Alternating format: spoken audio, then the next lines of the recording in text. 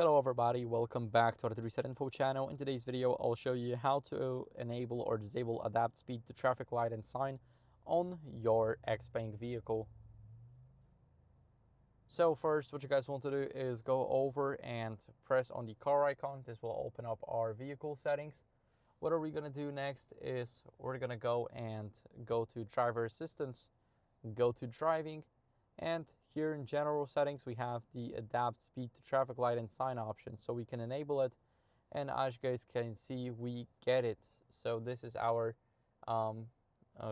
video, so this is how it looks like. So the stop sign will basically provide us with the normal assistance. We will have it enabled. We can also disable it, and that's how we can easily do it.